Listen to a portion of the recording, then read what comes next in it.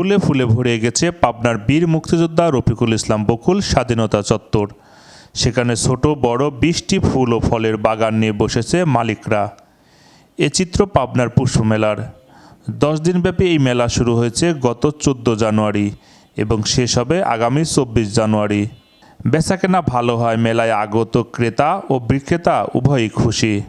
হয়তো ঘুরে ঘুরে মানুষ গাছপালা কিনতে পারে না, চারা কিনতে পারে, কিন্তু যখন এখানে আসে তখন নানা জাতের ফুল দেখে কেনার আগ্রহ যায়।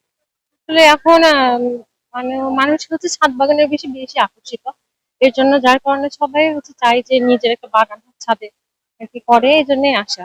ঘুরতে এসে বেশ ভালো লাগতেছে, অনেক ফুলের সমারোহ, অনেক গাছগাছালি আছে, দেখে খুবই ভালো লাগতেছে। এবং আমরা কিছু ফুলের চারা এবং আরো অনেক গাছ আছে যেগুলো আমরা বাসায় নিয়ে লাগাবো। প্রতি বছরই মেলা হয়, আমরা আসি, প্রতি বছরই আসি, বাচ্চা কাচ্চা নিয়ে আসি, বাচ্চার জন্য ফুল কেনা হয়। আমার বাসার ছাদে মানে ফুলের বাগান আছে, সেই বাগানের জন্য এখানে ফুল কেনা হয়। বহু রকমের আছে, বেচা কিনা ভালোই হচ্ছে, খারাপ না। বেচা কিনা খুবই ভালো হচ্ছে।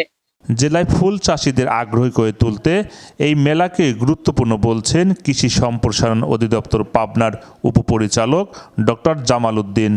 নার্সারি মালিক সমিতি এই ফুলের মেলা আয়োজন করেছে এবং প্রতিদিন এখানে এলাকার আশেপাশে যারা উৎসুক ফুল প্রেমী আছে তারা এখানে আসেন, তারা তাদের কাঙ্ক্ষিত যে ফুল এবং ফুলের চারা তারা সেখান থেকে সংগ্রহ করেন এবং এই ক্রমান্বয়ে তাদের এই উদ্যোগ মেলার মাধ্যমে ফুলের যে বাজার এই জেলায় সম্প্রসারণ হয়ে যাবে এবং আগামীতে আমাদের যে ফুলপ্রেমী যারা ফুলকে ভালোবাসে তারা তাদের কাঙ্ক্ষিত ফুলগুলো মেলা থেকে সহজে পায়। মেলায় অন্তত 30 লাখ টাকার বেচা কেনার আশা করছেন আয়োজক সংগঠন পাবনা নার্সারি মালিক সমিতি।